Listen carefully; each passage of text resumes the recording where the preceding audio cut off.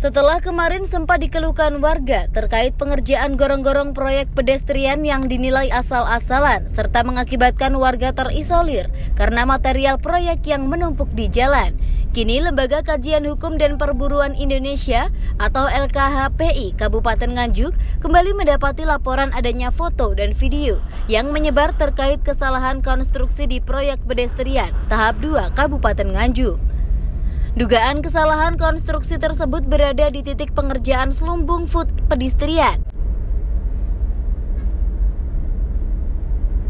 Aktivis LKHPI Hamid Effendi yang datang ke lokasi menyoroti adanya pembangunan Slumbung Food yang berada di atas sungai, namun pengerjaannya tidak disertai normalisasi sungai terlebih dahulu. Akibatnya banyaknya endapan serta material proyek yang menumpuk di sungai, sehingga nantinya dapat menyebabkan banjir dan tersumbatnya aliran sungai di bawah bangunan Slumbung Food proyek pedestrian. Selain itu, Hamid juga menemukan bangunan beton di atas sungai yang kurang kuat konstruksinya dan sudah mengalami retak-retak. Akibatnya bangunan beton di atas sungai yang notabene nantinya dijadikan Slumbung Food rawan ambrol. Ditambah adanya konstruksi tumpuan besi plat penyangga beton yang hanya diganjal batu bata juga dinilai asal-asalan konstruksinya. Viral pekerjaan Slumbung Food yang ada di Ayani, pekerjaan pedestrian yang keperuntukannya nanti untuk pedagang kaki lima itu.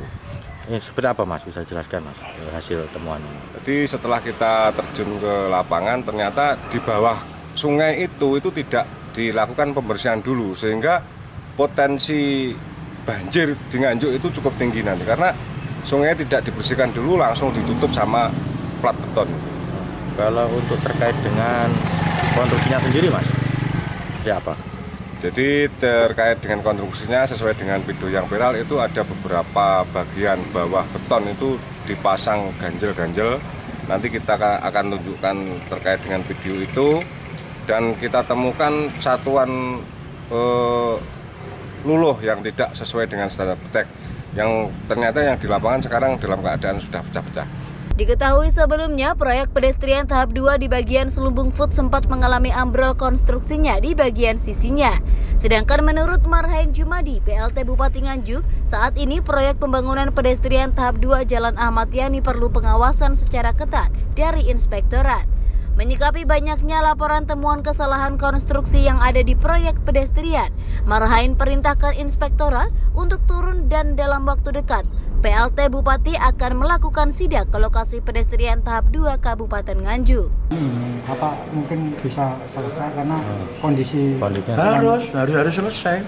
Makanya kita juga nekankan kepada dinas terkait, yang dinas itu termasuk inspektorat saya turun. Termasuk juga kita juga punya cadang Pak Camat juga ikut turun kontrol kualitasnya. Nah, sehingga apa? Jangan sampai misalnya tanah yang di bawah sebelum dipakai beton itu kita harus bersihkan betul. Jangan sampai tanahnya ada ya sama saja, seperti itu. Diketahui sebelumnya proyek pedestrian tahap 2 yang sedang dikerjakan saat ini disoroti berbagai pihak dikarenakan banyak ditemukan permasalahan pengerjaannya. Proyek pedestrian tahap 2 yang mencapai anggaran 23 miliar rupiah nantinya akan menjadi ikon Kabupaten Nganjuk. Sangat disayangkan, proyek yang mencapai puluhan miliar tersebut pengerjaan bangunannya terkesan asal-asalan serta kurangnya pengawasan. Dari Nganjuk, Jawa Timur, Sofyan Hanafi, Madu TV mewartakan.